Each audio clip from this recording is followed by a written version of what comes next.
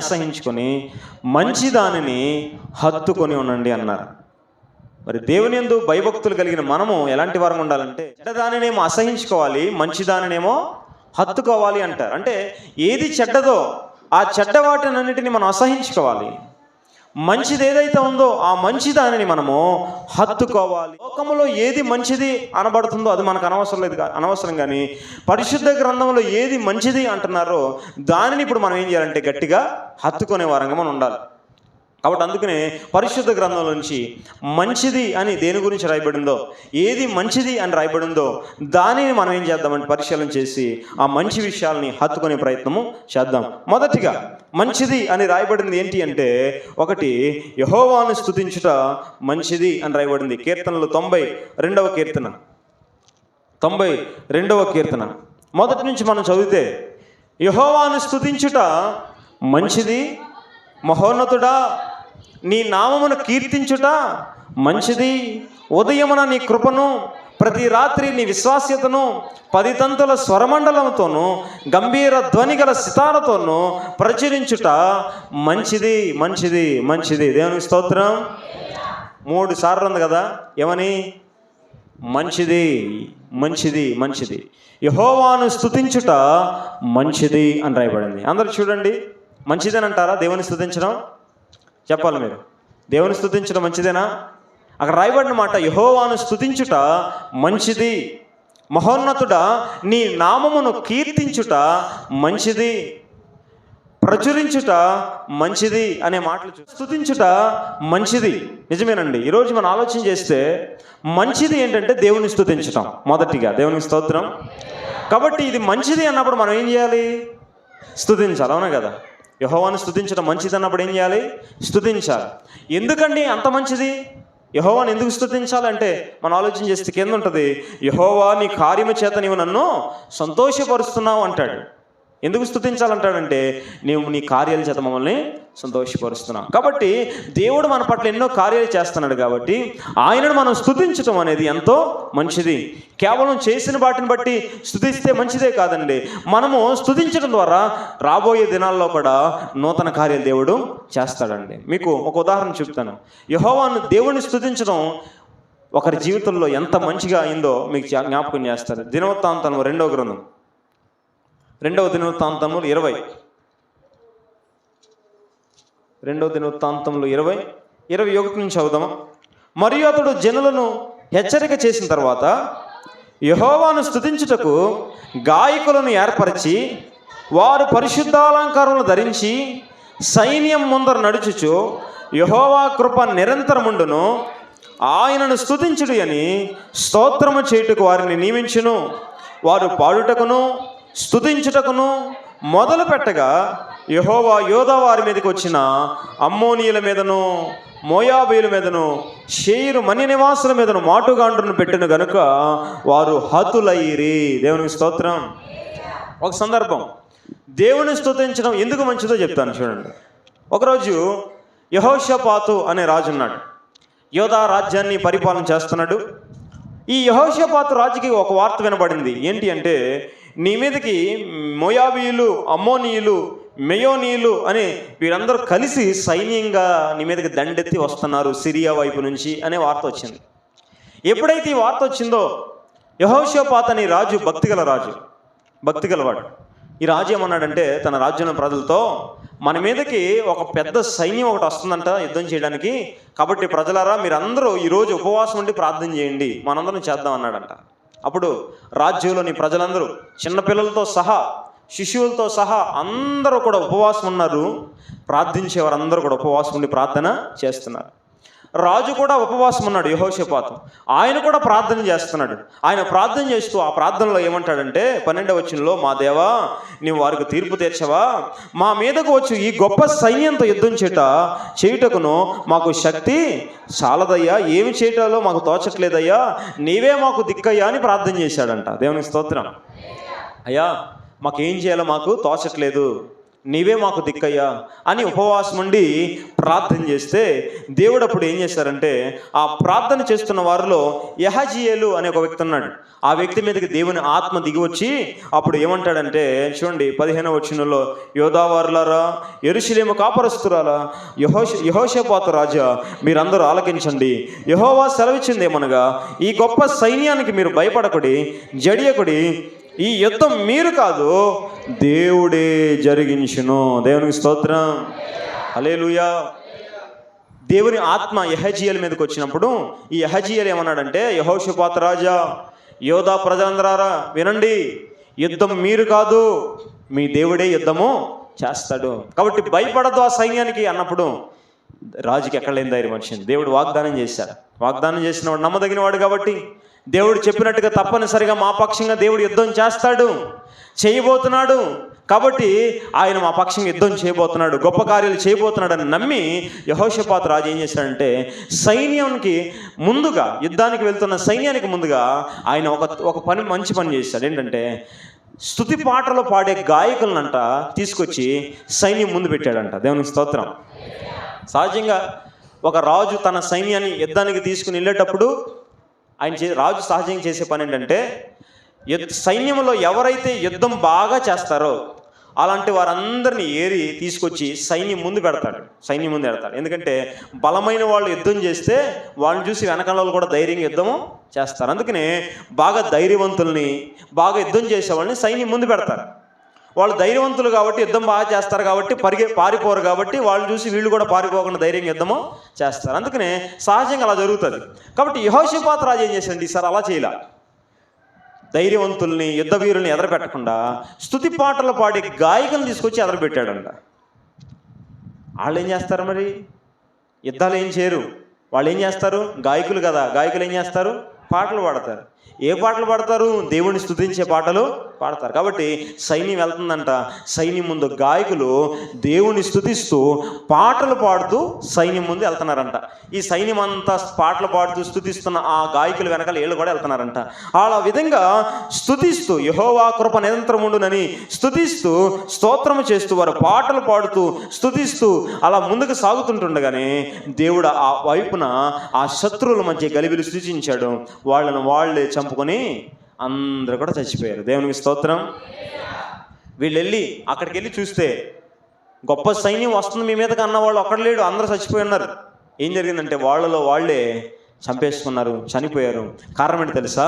శత్రువులందరూ ఎలా హతమైపోయారంటే యెహోషాపాతు రాజు స్తుతించే గాయకులను అక్కడ ఏర్పాటు చేశాడు. దేవుని నమ్మి నా దేవుడు గొప్ప కార్యాలు చేస్తాను నమ్మి స్తుతించాడు కనుక, స్తుతించే గాయకులను ఏర్పాటు చేశాడు కనుక ఇక్కడ రాయబడిన మాట, వారు పాడుటకును స్తుతించుటకు మొదలు పెట్టగా అనే మాట ఉంది. అంటే వారు స్తుతించడం మొదలు పెట్టగానే దేవుడు తన కార్యాలు చేయడం ప్రారంభించాడు. అవునండి, మన జీవితంలో కూడా గుర్తుపెట్టుకోవాల్సింది ఏంటో తెలుసా? మనం స్తుతించడం మొదలు పెడితే, మనం స్తుతిస్తే దేవుడు తన కార్యాలు మన పక్షంగా చేయడం ప్రారంభిస్తాడు. నువ్వు స్తుతించడం ఆపేస్తే దేవుని కార్యాలు ఆగిపోతాయి. అందుకనే స్తుతించడం మంచిదని వాక్యం అందుకే చెప్తుంది, యెహోవాను స్తుతించుట మంచిది. కాబట్టి దేవుని స్తుతించు. ప్రతి ఉదయం లేచి, ప్రతి సాయంత్రం, ప్రతి రోజు కూడా దేవుని స్తుతిలో మోకరించి ప్రభుని స్తుతించు. ఆయన కృపను బట్టి స్తుతించు, ఆయన ప్రేమను బట్టి, ఆయన కార్యాలను బట్టి ప్రభుని స్తుతించు. ఇలాంటి సంఘంగా కూడుకున్నప్పుడు ఆరాధనలో అందరితో కలిసి పాటలు పాడుతూ ప్రభుని స్తుతించు, ఆరాధించు. నువ్వు స్తుతించడం మొదలు పెడితే హృదయపూర్వకంగా దేవుడు తన కార్యాలను కూడా చేయడం మొదలు పెడతాడండి. దేవునికి స్తోత్రం. వారు ఇక్కడ స్తుతించడం మొదలు పెట్టారంట, అటువైపుగా శత్రువులందరూ కూడా హతమైపోవటం ప్రారంభమైంది. అంటే ఈరోజు మన జీవితాలకి మేలు జరగాలి అంటే మనం దేవుని స్తుతిస్తే మన వైపు దేవుడు తన కార్యాలని చేస్తాడు. కాబట్టి అందుకని స్తుతించండి. ప్రభుని స్తుతించడం మంచిదని వాక్యం అందుకే అంటుంది. ప్రభుని ఎవరైతే స్తుతిస్తారో హృదయపూర్వకంగా వారి జీవితాల్లో కలిగే ప్రతి కీడు నుండి ప్రభు వారిని తప్పిస్తాడు. ప్రతి విధమైన భయంకరమైన శాపం నుండి, సాతాను నుండి దేవుడు వారిని తప్పిస్తాడు. అందుకని స్తుతించడం అనేది మంచిది. అలవాటు చేసుకోవాలి. స్తుతించడం ఏం చేయాలి? అలవాటు చేసుకోవాలి. నిత్యం దేవుని యొక్క స్తుతి నీ నోట ఉండాలి. నిత్యము నీ నోట ఉండాలి. స్తుతి ఉండాలి. ఎప్పుడు స్తుతిస్తూ ఉండాలి. కూర్చున్నా లేచిన స్తుతిస్తూ ఉండాలి. ఎప్పుడైనా నువ్వు స్తుతిస్తూ ఉండాలి.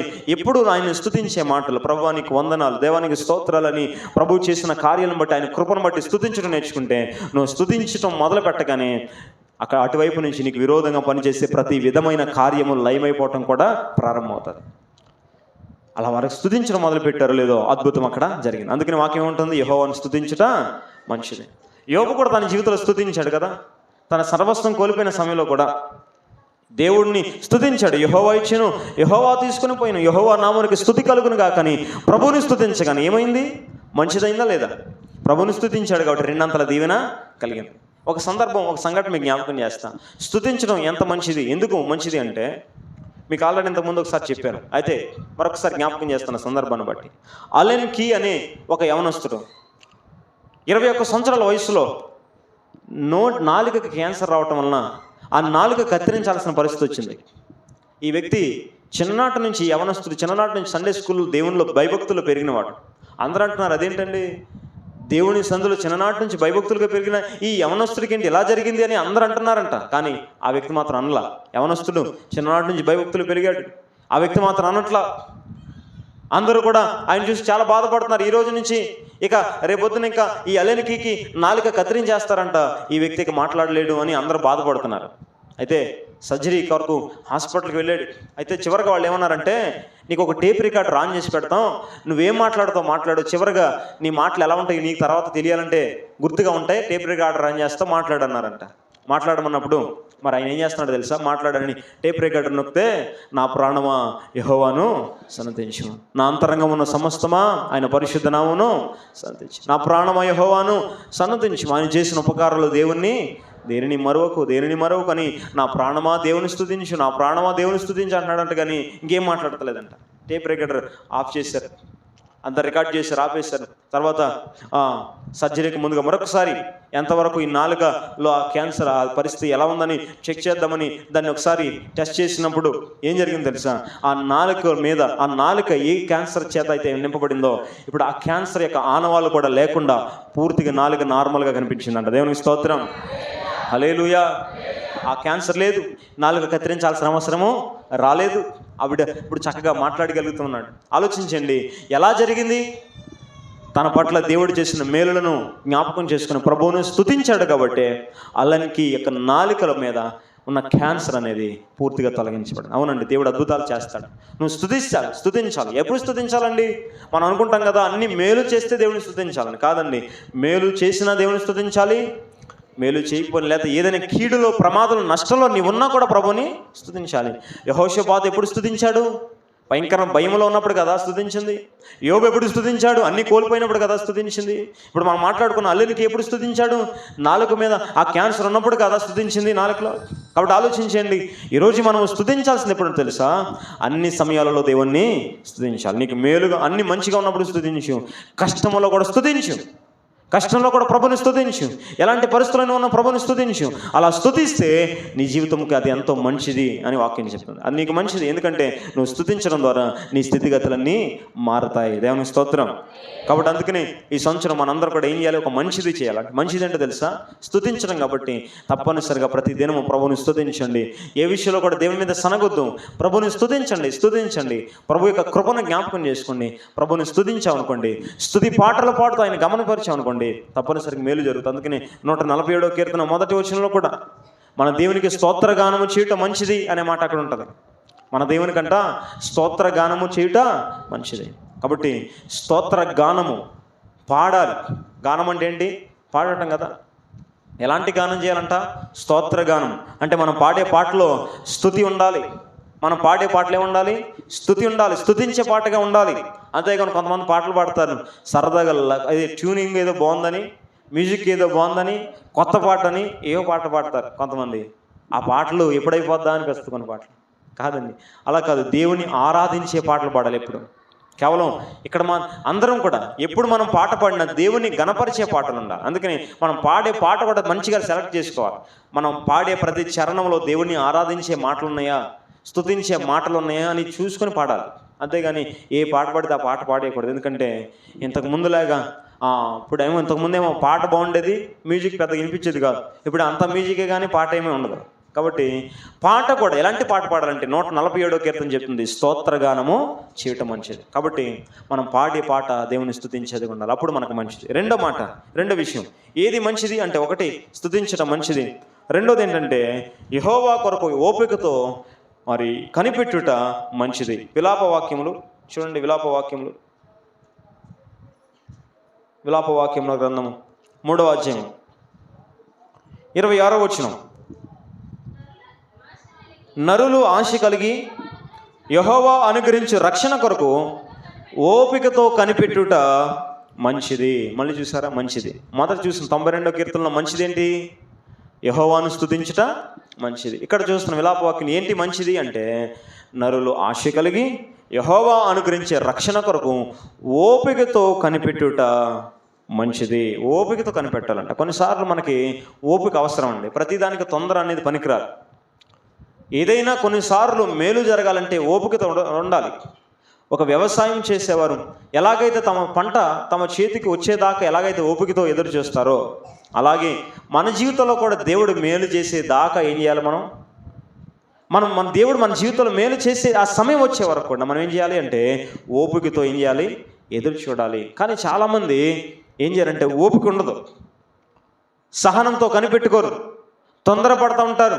తమ జీవితంలో కష్టం కలగగానే భయపడుతూ ఉంటారు, బెంగ పెట్టుకుంటారు, కన్నీరు కారుస్తుంటారు. కానీ దేవుడు నాకు మేలు చేస్తాడు అని చెప్పి ఆ మేలు కొరకు మాత్రం ఎదురు చూడడం, మేలు కొరకు ఎదురు చూడడం.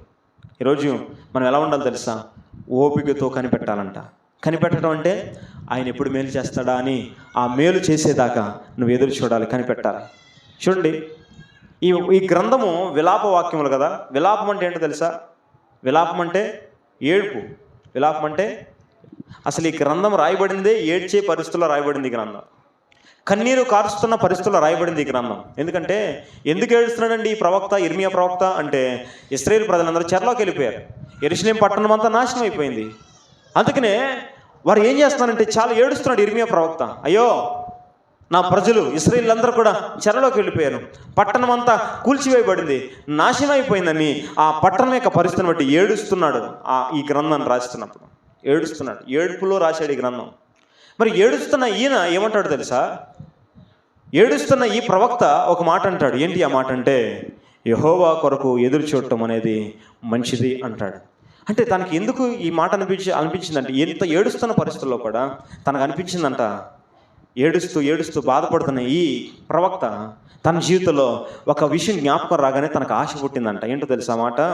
21వ వచనం చూడండి. నేను దీన్ని జ్ఞాపకం చేసుకునగా నాకు ఆశ పుట్టుచున్నది, యెహోవా కృపగలవాడు, ఆయన వాత్సల్యత ఎడతెగక నిలుచున్నది కనుక మనం నిర్మూలం కాకున్న వారం, అనుదినము నూతనంగా ఆయనకు వాత్సల్యత పుట్టుచున్నది కానీ నీవు ఎంతైనా నమ్మదగిన వాడవు. చూడండి, చాలా ఈ మాట ఎప్పుడైతే జ్ఞాపకం చేసుకున్నాడు, యెహోవా కృపగలవాడు, నమ్మదగినవాడు, అనుదిన వాత్సల్యత చూపించేవాడు అనే విషయం ఎప్పుడైతే తనకు జ్ఞాపకం వచ్చిందో తనకేం కలిగింది తెలుసా? ఒక ఆశ పుట్టింది. దేవునికి స్తోత్రం. ఏంటి, నా బ్రతికింతేనా, నా ప్రజల స్థితి ఇంతేనా అని ఏడుస్తున్న ఆయనలో ఒక ఆశ చిగురించింది. ఎవరిని బట్టి? దేవుని బట్టి. దేవుడు కృపగలవాడు కదా, మనుషుల్లాగా కఠినంగా వదిలిపెట్టాడు కదా, తప్పనిసరిగా మేలు చేస్తాడు తన ప్రజలకి. అనుదినం కృప చూపేవాడు, తప్పనిసరిగా తన ప్రజల మీద కృప చూపిస్తాడు, మరలా వారందరిని వెనక్కి తీసుకొస్తాడు, పడిపోయిన ఇవన్నీ కూడా తిరిగి కట్టేస్తాడు అని ఈయన నమ్మాడు, విశ్వసించి ఈ మాట చెప్తున్నాడు. నిజమే, ఆయన ఏదైతే నమ్మాడో ఆ ప్రకారమే జరిగిందండి. ఆ తర్వాత చెరలోకి వెళ్ళిపోయిన వారందరినీ దేవుడు మరలా వెనక్కి తీసుకొచ్చాడు, పడిపోయిన యెరూషలేము చుట్టూన్న గోడలని దేవుడు మరలా తిరిగి కట్టించాడండి.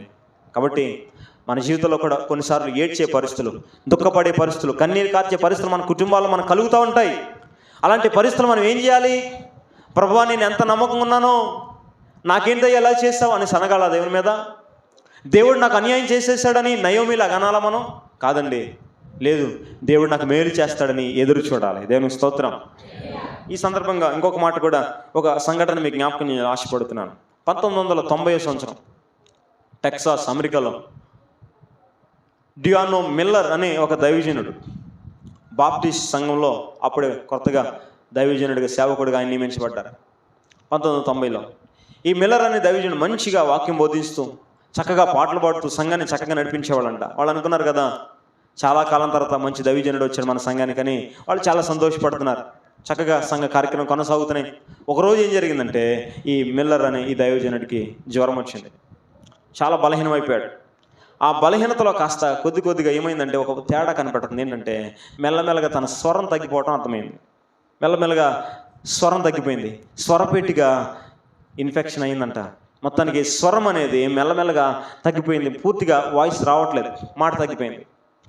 ఎంత బలవంతం చేస్తున్నా లోపల నుంచి అక్కడ లోయలోంచి చిన్న శబ్దం వినిపించినట్టుగా ఆ మాట వస్తుంది తప్ప ఈ గంభీరమైన స్వరం పోయింది. ఇక చేసేదేమి లేక ఆయన తప్పుకున్నాడు. వేరే పాస్టర్ గారు వచ్చి అక్కడ ఇక నియమించబడ్డాడు.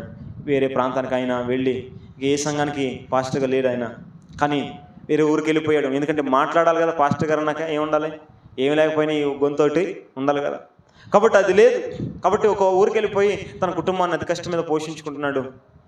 తను చాలా వేదన పడుతున్నాడు. కానీ దేవుడు మేలు చేస్తాడని విశ్వాసంతోనే ఉన్నాడు. ప్రార్థన చేస్తున్నాడు. మోగ స్వరం రాకపోయినా అలాగనే మౌనంగానే ప్రజలందరి కొరకు ప్రార్థన చేస్తున్నాడు. సంఘం కూడా ఒక మంచి దైవజనుడు వచ్చాడనుకునే లోపే ఏంటి ఇలా జరిగిందని ఆ దైవజనుల కోసం దాదాపు 3 సంవత్సరాలుగా సంఘమంతా ప్రార్థన చేస్తూనే ఉన్నారంట.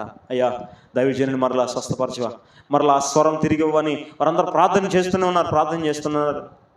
ఒకరోజు ఏం జరిగిందంటే ఆ చర్చిలో ఒక కార్యక్రమం, చిన్నపిల్లల కార్యక్రమం జరిగినప్పుడు ఆ చిన్నపిల్లల కార్యక్రమంలో మరి ఆ గిఫ్ట్లు ఇవ్వడానికి ఎవరిని పిలుద్దాం గెస్ట్ కింద అని ఆలోచన చేస్తుంటే వాళ్ళకి ఈ మిల్లర్ గారు గుర్తొచ్చారు. దైవజనుడు ఉన్నారు కదా, గిఫ్ట్లు ఇవ్వటానికే కాబట్టి, మాట్లాడే పని ఉండదు, చేతితో గిఫ్ట్ ఇవ్వటమే కాబట్టి ఆయన పిలుద్దాం అనుకొని వారందరూ కూడా దైవజనుని పిలిచారు. అయ్యా మీరు రండి, మీరు వస్తే మంచి గిఫ్ట్లు ఇవ్వండి, మీరు రావటం మాకు ఎంతో దీవెన అన్నారు.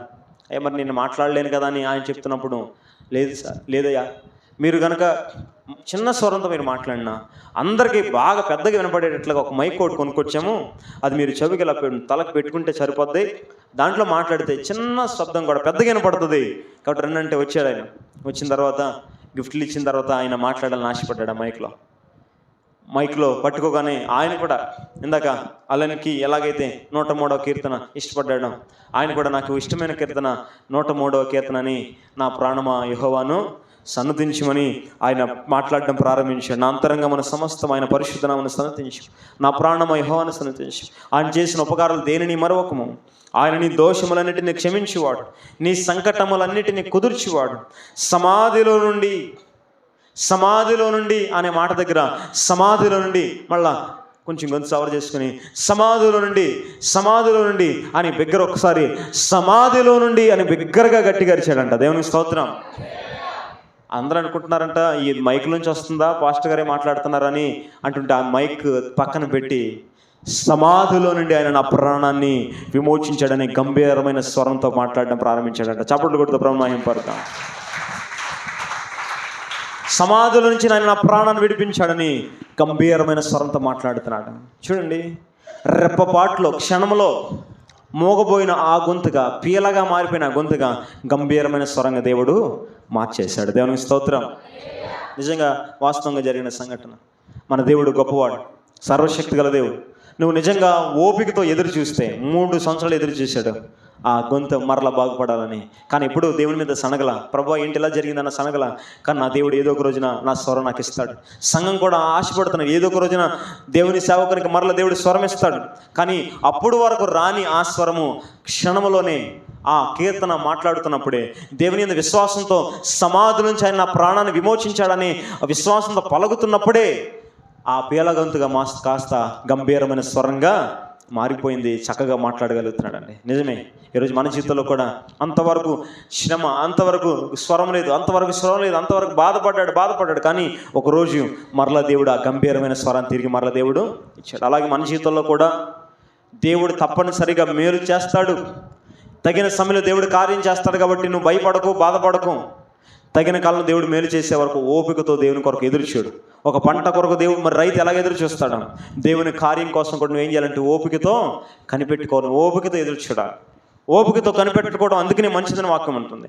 ఒకవేళ నువ్వు ఓపిక పట్టకుండా, ఓపికలతో ఉండకుండా, ఈలోపే నువ్వు తొందరపడి దేవుని మీద సనిగినా, దేవుడికి విరోధంగా మాట్లాడినా నీ అంతటా నీవే నష్టపోతావు. కనుక ఎప్పుడు కూడా పని చేయకుండా నా దేవుడు నాకు మేలు చేస్తాడు అని విశ్వాసంతో ఓపికతో కనిపెట్టుకుని ప్రభు సన్నిధిలో ప్రార్థిస్తూ ఎదురు చూస్తూ ఉండవు. ఏదో ఒక రోజున తప్పనిసరిగా దేవుడు నీకు మేలు చేస్తాడు. దేవునికి స్తోత్రం. ఇంకొక మాట, మూడోదిగా ఏది మంచిది అంటే, ఒకటి స్తుతించడం మంచిది, రెండోది ఓపికతో ఎదురు చూడటం, కనిపెట్టుకోవటం మంచిది దేవుని కార్యం కోసం. ఎంతకాలమైనా కూడా దేవుడు నీ స్థితిని మారుస్తాడని కనిపెట్టుకుని ఉంటాం. మిల్లర్ గారి లాగా కనిపెట్టుకోవటం మంచిది. మూడోదిగా దేవుడు మనకు ఇస్తున్న ఉపదేశాన్ని మన అంతరంగంలో నిలుపుకోవటం మనకు మంచిది. సామెతలు 22 17-18 వచనాలు.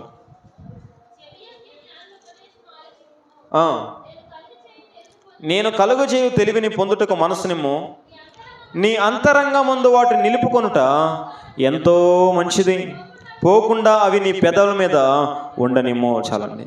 ఏంటంట? నీ అంతరంగంలో వాటిని నిలుపుకొనుట ఎంతో మంచిది. మనం అదేగా మాట్లాడుకుంటున్నాం. మంచిది ఏంటి? మంచిది నీ అంతరంగంలో నిలుపుకోవటం మంచిది అంటారు. దేనికోసం అంటే దానిపైన చెప్పినట్టుగా ఉపదేశం, దేవుని యొక్క మాటలు, దేవుని ఉపదేశము నీ అంతరంగంలో నిలుపుకోవటం నీకు ఎంతో మంచిది, అవి పోకుండా నీ పెదవుల మీద ఉండనిమ్ము అంటాడు. ఎప్పుడంటే ఏం చేయాలంట? దేవుని వాక్యాన్ని నీ పెదవులతో పలకాలి. పెదవుల మీద ఉండనివ్వాలంటే ఏంటది? ఉపదేశం, ఆయన మాటలు, ఆయన వాక్యం మన పెదవులతో పలకాలి. అది మన హృదయంలో దాచుకోవటం ఎంతో మంచిది అంటాడు. నిజమే. ఒకటి దాచుకోవాలి, నిత్యము ఆ మాటలు ఏం చేయాలి? నీ పెదవులతో పలకాలి. మనం ఏం పలుకుతాం? మన పెదవుల మీద ఏముంటుంది? ఆయన ఉపదేశమా, ఆయన వాక్యమా? లేదండి. ఆ మాటలు, ఈ మాటలు, పనికిరాని మాటలు, చెడ్డ మాటలు, చాడీలు అన్నీ కూడా మన పెదవుల మీద ఉంటాయి ఇప్పుడు కూడా. కానీ వాక్యం ఉంటుంది పోకుండా, అనగా నాశనం మరి విడిచిపెట్టకుండా అవి నీ పెదవుల మీద ఉండనిమ్ము. వాక్యము నీ పెదవుల మీద ఉండాలి. ఎప్పుడు నీ పెదవులతో మాట్లాడాలి. అందుకని మీ పిల్లలకు కావచ్చు, మీరు కావచ్చు, ఆ మాటలు నేర్చుకోండి, మీ హృదయం పెట్టుకోండి, నోటితో పలకండి ఆ మాటలని. అది మనకు మంచిది. ఇక్కడ వాక్యం చెప్పేది ఏంటంటే అవి నీ అంతరంగంలో వాటిని నిలుపుకోవటం ఎంతో మంచిది. కాబట్టి దేవుని మాటలు వినేసి అలా వదిలిపెట్టేయకుండా మన అంతరంగంలో లోపల మన మనస్సులో పెట్టుకోవటం, మన హృదయంలో దాచుకోవటం ఎంతో మంచిది. అలా దాచుకోకపోతే మనం నష్టపోతాం. ఎందుకంటే ఒకవేళ దాచుకుంటే, మన హృదయంలో దేవుని వాక్యం ఉంటే, వాక్యంలో దావీదు భక్తుడు అంటాడు కదా, నా హృదయంలో నీ వాక్యం ఉంచుకున్నాను, ఎందుకో తెలుసా? పాపము చేయకుండా.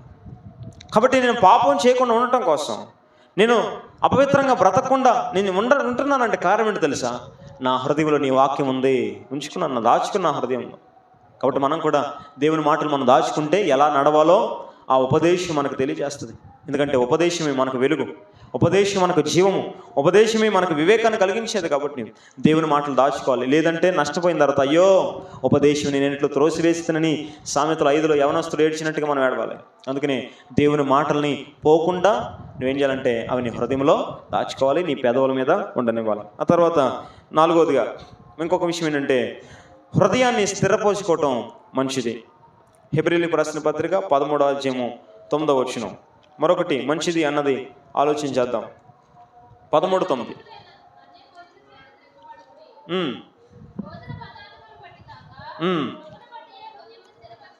హృదయమును స్థిరపరచుకొనుట మంచిది కదా. అక్కడ కూడా అదే మాట ఉంది కదా, హృదయమును స్థిరపరచుకోవటం మంచిదంట. మొదటిగా స్తుతించడం మంచిది, రెండోదిగా ఆయన కొరకు కనిపెట్టుకోవటం మంచిది, మూడోదిగా దేవుని మాటలు మన హృదయంలో దాచుకోవటం మంచిది, నాలుగోదిగా మన హృదయాన్ని స్థిరపరచుకోవటం మంచిది.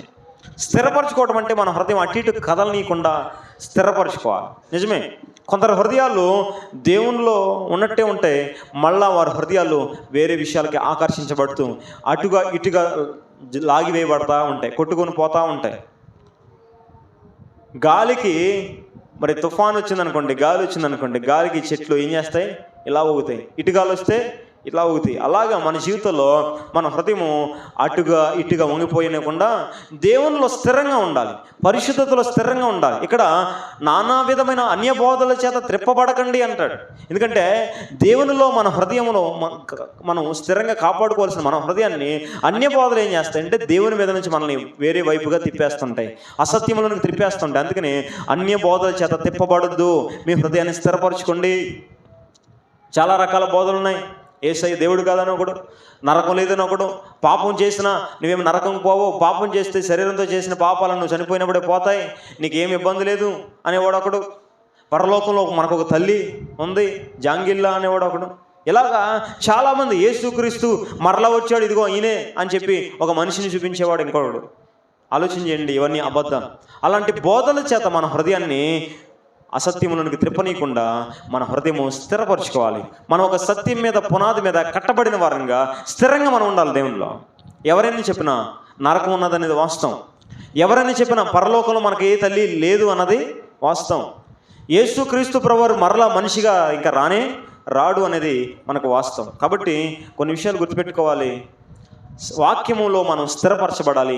హృదయం కూడా వాక్యాన్ని బట్టే స్థిరపరచుకోవాలి. స్థిరంగా మనం ఉండాలి. మనం నమ్మిన విశ్వాసాన్ని మనం సరిగ్గా పట్టుకొని ఉండాలి. మరలా అటుగా ఇటుగా జారిపోవద్దు. దేవునిలోంచి అటుగా ఇటుగా జారిపోవద్దు. మరలా ఆచారాల వైపుగా, లోకం వైపుగా, లోకంలోని అన్య బోధల వైపుగా తిప్పబడకుండా దేవునిలో మీ హృదయాన్ని ఏం చేయాలంటే స్థిరపరచుకోవటం మంచిది. దేవునికి స్తోత్రం. స్థిరపడాలండి. స్థిరపడాలి. కదలకుండా నిలబడాలి. ఒక మొక్క నాటబడిన తర్వాత అది కొద్ది కాలం అయితే, మొక్కకున్నంత కాలము అది లాగితే వచ్చేస్తుంది, అవునా? లేకపోతే ఏ గాలి కొడితే ఎగిరిపోతుంది. కానీ అది కొంచెం ఎదిగిన తర్వాత బలంగా ఒక వృక్షంలాగా తయారైతే అది ఎలా ఉంటుంది? ఇక స్థిరంగా ఉండిపోతుంది. ఎలాంటి గాలి వచ్చినా, ఎలాంటి వరద వచ్చినా, ఎలాంటి పరిస్థితి వచ్చినా అది స్థిరంగా ఉంటుంది. కాబట్టి మన ఆధ్యాత్మిక జీవితం రోజు రోజుకి వేర్లు అలా లోపలికి వెళుతూ మనం బాగా వృక్షంలాగా తయారవ్వాలి.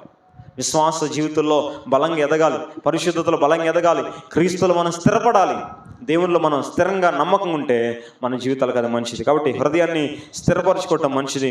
ఆ తర్వాత ఇంకా సమయం అవుతుంది కాబట్టి మరి తర్వాత విషయం ఏంటంటే, రాజుల కొరకు, మనుషుల కొరకు, అధికారుల కొరకు, అందరి కొరకు మరి ప్రార్థించడం, విజ్ఞాపన చేయడం, యాచించడం అనేది మంచిది. 1 తిమోతి 2వ అధ్యాయం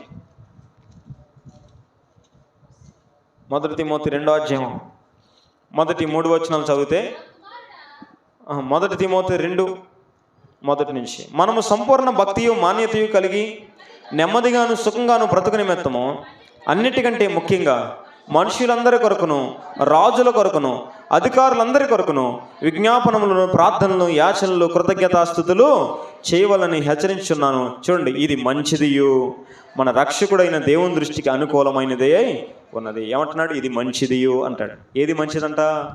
పైన చెప్పిన విధంగా చేయటం మంచిది. ఏంటి పైన చెప్పారు అంటే, మనం అందరం కూడా రాజుల కొరకు, అధికారుల కొరకు, మనుషులందరి కొరకు విజ్ఞాపన చేయాలి, ప్రార్థన చేయాలి, యాచించాలి, కృతజ్ఞతాస్తుతులు చెల్లించాలి. ఇది మంచిది అంటారు.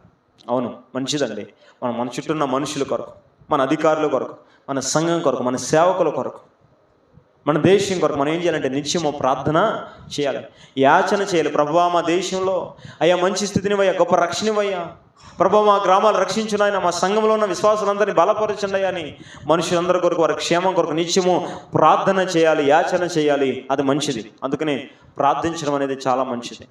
ప్రార్థన, విజ్ఞాపనలు చేయటం అనేది చాలా మంచిది. కాబట్టి ప్రతినిత్యము ఏనాడు మర్చిపోకుండా ప్రార్థన, విజ్ఞాపనలు చేయండి మనుషుల కొరకు, రాజుల కొరకు. ఎందుకంటే దేశంలో ఎంతోమంది క్రైస్తవుల మీద దాడులు జరుగుతున్నాయి, ఎన్నో మందిరాలు కూల్చివేయబడుతున్నాయి, ఎంతోమంది సేవకులు చంపబడుతున్నారు, హింసించబడుతున్నారు. కాబట్టి సేవకుల క్షేమం కొరకు ప్రార్థన చేయాలి.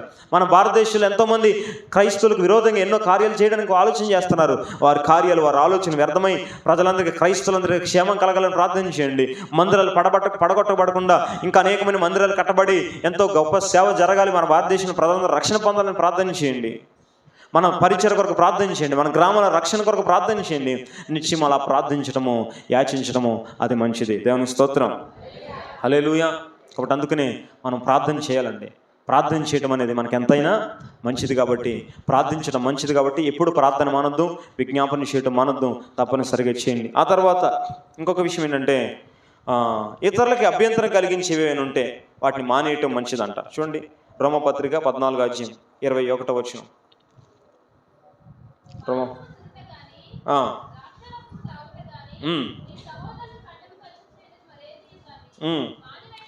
మానివేయుట మంచిది. ఏం చేయాలంట? మానేయటం మంచిదంట. ద్రాక్షరసమే కానీ, మాంసమే కానీ, నీ సహోదరులకి అడ్డము కలిగజేసేది ఏదైనా కానీ మానివేయుట మంచిది. మానేయటం మంచిది. కొన్ని మానేయటం మంచిదంట. అవును, కొన్నిటిని మానేయాలి. ఎలాంటివి? ప్రాముఖ్యంగా అంటే ఇతరులకి అభ్యంతరం కలిగించేవాడు. ఇతరులకి పౌలు గారు కూడా మాంసం తింటాం మానేశాను అన్నాడు. ఎందుకని? కొంతమందికి అది అభ్యంతరకరంగా ఉంది. ఎందుకంటే మీకు చెప్పాను, కొరింథీ పత్రికలో కొన్ని విషయాలు చెప్పినప్పుడు, ఆనాటి కాలంలో మాంసం ఎక్కువగా గుడుల దగ్గర పలానా చోట బలిగా అర్పించిన మాంసాన్ని సహజంగా దొరుకుతుండేదంట ఆ కాలంలో. అందుకనే ఏ మాంసం తిన్నా వాళ్ళు అక్కడ మాంసం అనుకునేవాళ్ళు. ఎక్కడ మాంసం? బలర్పించిన మాంసం అనుకున్నాడు. అందుకనే ప్రతిసారి ఈయన అక్కడ మాంసం తెచ్చుకొని తింటున్నాడని ఒక ఆలోచన చాలామంది చేస్తున్నారు. కాబట్టి ఈయన ఏం చేశాడంటే, వీళ్ళకి అసలు ఈ ఆలోచన రాకుండా ఉండాలంటే, వాస్తవానికి ఆయన ఇంట్లో వండుకున్న తెచ్చుకున్న మాంసం తింటున్నాడు, కానీ వాళ్ళకి అక్కడ తెచ్చిన మాంసంలాగా అనిపిస్తుంది వీళ్ళకి. ఎందుకంటే సహజంగా మనుషులందరూ అక్కడే తెచ్చుకుంటారు కాబట్టి నేను ఏం చేశానంటే, ఇక మాంసం తినటమే మానేస్తాను. ఎందుకంటే ప్రజలందరూ అపార్థం చేసుకుంటున్నారు. ఎందుకంటే నేను మంచిగా వండుతున్నా, ఎక్కడి నుంచో మాంసం తెచ్చి తింటున్నానని కాబట్టి నేను సరిగా ఉండట్లేదని కొంతమంది భావిస్తున్నారు, కాబట్టి నేను మాంసం తినడం మానేస్తున్నానని మానేసాడంట. అది కారణం. కాబట్టి అందుకనే కొన్నిసార్లు మనం ఎలా ఉండాలంటే, ఇతరులకి అభ్యంతరకరణంగా ఉండే విషయాలు ఏదైనా ఉంటే మనలో వాటిని మానేయటం మంచిది అంటారు. ఆయన మానలేదనుకోండి మనము నష్టపోవటమే కాదు, వారు కూడా నష్టపోయే అవకాశం ఉంటుంది. అందుకని ఇతరులకి అభ్యంతరకరంగా ఉండే ఏదైనా మనం మానేయటం మంచిదండి. ఇతరులని నష్టపరిచే కార్యాలు ఏమైనా మనలో ఉంటే మానేయటం మంచిది. ఇతరులని బాధ పెట్టే విషయాలు ఏమైనా ఉంటే మనలో మానేయటం మంచిది. కొంతమందికి తమ నోటి ద్వారా ఇతరులని బాధ పెడుతుంటారు, అలాంటి నోటి మాటలని మానేసుకోవటం మంచిది. కొంతమంది త్రాగి కుటుంబాలని ఇబ్బంది పెట్టుకుంటూ ఉంటారు, అలాగా కుటుంబాలను ఇబ్బంది పెట్టుకోవటం కంటే అలాంటిది మానేయటమే మంచిది. కొంతమంది కుటుంబానికి నష్టం, చెడ్డ పేరు చేస్తూ ఉంటారు, అలాంటివి చేసే కంటే అలాంటి పనులు మానేయటమే మంచిది. కాబట్టి అందుకని ఈరోజు ఇతరులకి అభ్యంతరకరణంగా ఉండే ఏ పనులైనా మనం మానేయటం మంచిది. ఆ తర్వాత ఇంకొక విషయం చెప్తాను, 7వదిగా కీడు చేసి శ్రమ పడటం కంటే మేలు చేసి శ్రమ పడటమే మంచిది. మొదటి పేతురు 3వ అధ్యాయం 17-18 వచనాలు.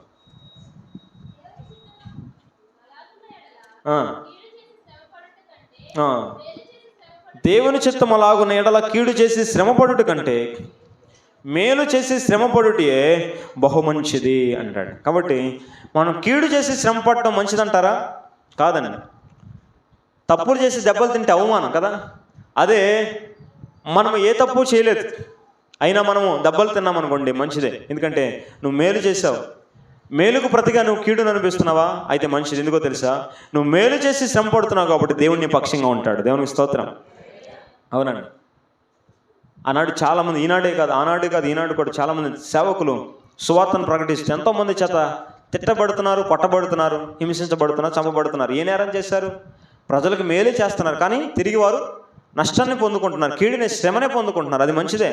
ఎందుకంటే ప్రభునామ నిమిత్తము వారు మేలు చేసి శ్రమ అనిపిస్తున్నారు కాబట్టి అది ఖచ్చితంగా పరలోకంలో వారికి గొప్ప ప్రతిఫలము ఉంటుంది. అందుకని కీడు చేసి శ్రమ తెచ్చుకోవద్దు, అవసరమైతే మేలు చేసైనా శ్రమ తెచ్చుకోండి తప్ప కీడు చేసి మాత్రం శ్రమ తెచ్చుకోవద్దు. అందుకని వాక్యం చెప్తుంది, కీడు చేసి శ్రమ పడటం కంటే మేలు చేసి శ్రమ పడుటే బహు మంచిది. కాబట్టి మనము ఇతరులకు మేలు చేసి శ్రమ పడిన మంచిదే. కొన్నిసార్లు మనం ఏమనుకుంటామంటే, నేను ఎంత మేలు చేసినా నాకు నష్టమే కలుగుతుందండి, నేను ఇతరులకు ఎంత సహాయం చేసినా, వాళ్ళకి ఎంత మేలు చేసినా నన్ను అలాగే ఏమీ చేయలేదు అంటున్నారండి అని అంటారు కొంతమంది. అవునా? నువ్వు ఎంత చేసినా వాళ్ళు నువ్వు ఏమీ చేయలేదన్నా, నువ్వు ఎంత ప్రేమిస్తున్నా ఏమీ ప్రేమించట్లేదు, నువ్వు ఎంత ఇస్తున్నా వాళ్ళు నాకు ఏమి ఇవ్వలేదు అంటున్నారంటే నీకు అది మంచిదే. వాళ్ళు అలా అంటున్నారని నువ్వేం మానేయద్దు, నువ్వు చేసే మేలు చేయి. వాళ్ళు అంటున్నా నువ్వు చెయ్యి. ఎందుకో తెలుసా? వాక్యమే చెప్తుంది, కీడు చేసి శ్రమ పడటం కంటే మేలు చేసి శ్రమ పడటమే మంచిది. ఎందుకంటే వాళ్ళు నేను మెచ్చిపోకపోవచ్చు, కానీ నువ్వు వారికి మేలు చేస్తూ శ్రమ పడుతున్నావు కాబట్టి దీన్ని దేవుడు చూస్తున్నాడు కాబట్టి తప్పనిసరిగా నీకు మేలు చేస్తాడు. కాబట్టి అందుకనే నువ్వు చేసే మేలును ఇతరులు గుర్తించకపోయినా, నువ్వు ఎంత మేలు చేస్తున్నా నువ్వు మేలు చేసావనే భావనే వారికి లేకపోయినా అయినా కూడా మేలు చేయి. మేలు చేసి అనిపించుకో, మాటలు ఏం పర్లా. ఎందుకో తెలుసా? తగిన ప్రతిఫలం దేవుడు నీకు ఇస్తాడు. దేవునికి స్తోత్రం. ఆఖరికి ఒక మాట, క్షమించి ఆదరించడం మంచిదంట. ఆ మాట చదువుకొని మనం ముగించేద్దాం. 2 కొరింథీ 2:7. 2 కొరింథీ పత్రిక 2వ అధ్యాయం 7వ వచనం చదువుకొని మనం ఈ ప్రసంగాన్ని ముగించుకుందాం. 2 కొరింథీ 2:7. వానిని శిక్షింపక క్షమించి ఆదరించుట మంచిది. దేవుని స్తోత్రం. చాలండి. క్షమించి ఆదరించుట మంచిది. ఏం చేయాలంట? క్షమించడం, ఆదరించడం మంచిదంట. అవును, మంచిది. క్షమించడం మంచిదే కాదంటారు. వాక్యం ఏమంటుందంటే క్షమించడం మంచిది అంటుంది. మరి మనం ఏం చేస్తున్నాం? క్షమిస్తున్నామంటారా? క్షమించాలి. ఎందుకంటే ప్రభు మనల్ని క్షమించారు కాబట్టి మనం కూడా ఇతరులను క్షమించాలి. ఒకరోజు నెల్సన్ మండేలా, ఆయన పేరు ప్రపంచవ్యాప్తంగా పెద్ద పేరు గాంచిన ఒక గొప్ప వ్యక్తి. ఆయన ఆఫ్రికాలో ఆ ప్రాంతాన్ని పరిపాలన చేసిన వ్యక్తి కూడా. నెల్సన్ మండేలా ఎన్నో పోరాటాలు కూడా చేశాడు నల్ల జాతీయుల పక్షంగా. ఈ నెల్సన్ మండేలా ప్రభువుని ఎరిగినవాడే. ఒకరోజు ఆయన ఒక అధ్యక్షుడైన తర్వాత ఒకరోజు ఒక ప్రాంతానికి, ఒక హోటల్కి భోజనం చేయడానికి వెళ్ళాడు, తినడానికి వెళ్ళాడు. వెళ్తే జరిగింది ఏంటంటే, ఆయన హోటల్కి వెళ్ళగానే ఒక వ్యక్తి ఆయన చూసి వణికిపోయి ఆ బాల కింద ఈ బాల కింద దాక్కుందాం ప్రయత్నం చేస్తున్నాడంట. చేస్తుంటే ఆయన పిలిచాడు ఆ వ్యక్తిని, ఇలా రాని. వచ్చాడు. వచ్చిన తర్వాత వణుక్కుంటా వచ్చాడంట. వచ్చిన తర్వాత కూర్చోమన్నాడు. తన పక్కనే కూర్చోబెట్టుకున్నాడు భోజనం దగ్గర. కూర్చోబెట్టుకుని నీకేం కావాలి అని, ఏమేమి తింటావని అన్నీ తెలుసుకొని ఆయనకి ఏమేమి తింటాడో అన్నీ ఆర్డర్ చేసి ఈయనకి పెట్టాడు. తింటున్నాడు, వణుక్కుంటూనే తింటున్నాడు. వీళ్ళు అన్నాక వణుక్కుంటూనే మళ్ళీ బయటకు వెళ్ళిపోయాడు. చూస్తున్నారు, అందరూ చూస్తున్నారు. నెల్సన్ మండేలా విషయంలో ఎందుకు ఈ వ్యక్తి అలా వణుకుతున్నాడు, ఎందుకు ఈయన ఇలా చేశాడు అని. సరే ఎందుకండి, ఆ వ్యక్తి ఇందాక మేము చూసాం, ఆ వ్యక్తి మిమ్మల్ని చూసి ఎందుకు భయపడుతున్నాడు, ఆ వ్యక్తిని మీరు ఎందుకు పిలిచారు, ఎందుకు మీరు ఆయనకు భోజనం పెట్టించారు, ఏంటయ్యా ఏం జరిగిందని అడిగితే ఆయన అన్నాడంట, ఈ వ్యక్తి ఒకప్పుడు ఒక పోలీస్ ఆఫీసర్. నేను పోరాటాలు చేస్తున్న సమయంలో జైలుకి వెళ్ళినప్పుడు ఆ జైల్లో ఈ వ్యక్తి నన్ను బాగా హింసించాడు, నన్ను కొట్టాడు, బూటుకాలతో బాగా తన్నాడు, నా వస్త్రాలు కూడా లాగి మరీ తన్నాడు, సిగరెట్లతో కాల్చాడు, మూత్రం కూడా తాగించాడు అన్నాడంట. విన్న వాళ్ళందరికీ ఒకసారి షాక్ అనిపించింది. ఇదేంటి, ఇన్ని చేసిన ఏం చేస్తారు, ఎవరైనా పక్కన కూర్చోబెట్టుకుని ఇష్టమైన పెడతారా లేదా కొడతారా కదా. మనమైతే ఏం చేస్తాం, కొడతామా పెడతామా కదా. కానీ నెల్సన్ మండేలా ఏం చేశాడంటే, తనను కొట్టి హింసించి బాధ పెట్టి చివరికి మూత్రం కూడా తాగించిన ఆ వ్యక్తిని ప్రేమగా పిలిపించుకుని పక్కన కూర్చోబెట్టుకుని భోజనం పెడితే వాళ్ళందరూ ఆశ్చర్యపడ్డారు. ఎలా చేశారు, ఎందుకు ఎలా చేశారంటే, నా ప్రభువు నన్ను క్షమించాడు కదా, నేను కూడా ఆ వ్యక్తిని క్షమించాను. దేవునికి స్తోత్రం. చూసారా, క్షమాపణ అంటే అలా ఉండాలి, క్షమాపణ అంటే అలా ఉండాలి. అంతేగాని నేను క్షమిస్తున్నానని అన్ని మనసులో పెట్టుకుని ఉంటారు మళ్ళీ కదా. క్షమిస్తున్నానని అంటూనే ఉంటారు, మనసులో ఉన్న ద్వేషం మాత్రం పోదు. అవునా, క్షమించానులే అంటాడు, మళ్ళీ మాట్లాడు. క్షమించాను అంటారు కానీ మనసులో పెట్టుకుంటారు. కానీ క్షమించడం అంటే ఎలా ఉండాలంటే, ఇదిగో ఈ నెల్సన్ మండేలా చేసినట్టు ఉండాలి. తనను కొట్టి హింసించి చివరికి మూత్రం తాగించినా కూడా పిలిచి భోజనం పెట్టించారు చూస్తే అలాంటి క్షమాపణ క్షమించాలి మనం. అలాగ క్షమించడం మంచిది. దేవునికి స్తోత్రం. ఎందుకంటే నువ్వు క్షమిస్తే పరలోకంలో నన్ను చూస్తున్న దేవుడు కూడా నేను చూస్తున్నాడు. నీ ప్రతి పాపము క్షమించి నువ్వు ఎంతైతే క్షమించి మంచి మనసుతో చేర్చుకున్నావో దానికి తగ్గ ప్రతిఫలం కూడా నీకు ఇస్తాడు. అందుకనండి క్రైస్తవులు అంటే ఎలా ఉండాలో తెలుసా, క్షమించేవాళ్ళు ఉండాలి. ఎందుకో తెలుసా, అది మన ప్రభువు మనకు నేర్పించారు. మేకులతో తన చేతుల్లో మేకుల్ని దిగగొడుతున్నప్పుడు ప్రభు ఏం చేస్తారు, తండ్రి వీరు ఏం చేస్తున్నారు, వీరు ఎరుగురు కనుక వీరిని క్షమించు అని ప్రభు క్షమించమని కోరినట్టుగా, క్షమాపణ కలిగించినట్టుగా. ఈరోజు మనం కూడా క్రైస్తవులు అంటే ఎలా ఉండాలంటే, క్రైస్తవులు అంటే మనసులో ద్వేషం పెట్టుకున్నవాడు కాదు. క్రైస్తవుడు అంటే ద్వేషం పెట్టుకున్నవాడు, పగ పెట్టుకునేవాడు, సమయం ఎప్పుడు దొరుకుద్దా వీడికి నష్టం చేద్దాం, కీడు చేద్దాం అనుకున్నవాడు అసలు క్రైస్తవుడే కాదు. ఎవరైతే తనకి ఎంత కీడు చేసినా నష్టం చేసినా హృదయపూర్వకంగా క్షమిస్తాడో వారు నిజమైన క్రైస్తవులు. కాబట్టి వాక్యం చెప్తుంది క్షమించుట మంచిది. కాబట్టి ఈరోజు మనం ఇప్పుడు పరిశుద్ధ గ్రంథంలో ఏది మంచిది అని మనం ఇప్పుడు చూసామో, ఈ మంచివన్నిటిని మనం చేస్తే, హత్తుకుంటే తప్పనిసరిగా దేవుడు మన జీవితంలో నూతన కార్యాలు తప్పనిసరిగా చేస్తాడు, గొప్ప కార్యాలు చేస్తాడు. కాబట్టి ఈ మంచి అంతటిని మనం హత్తుకొని ఉండాలి. ఒకటేంటి మనం విన్నాం, ముగించేశాను.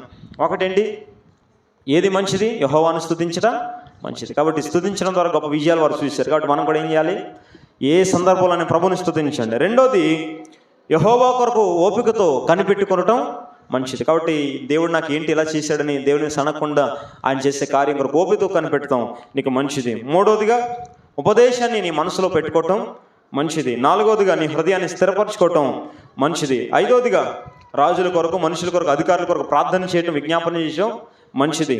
ఇతరులకి అభ్యంతరం కలిగించే విషయాలు ఏమైనా ఉంటే నీలో వాటిని మానేయటం మంచిది.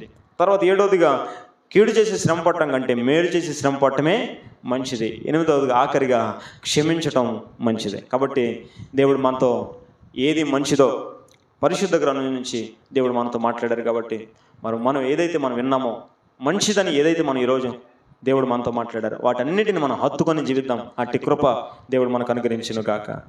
ఆమేన్. ప్రార్థన చేసుకుందాం.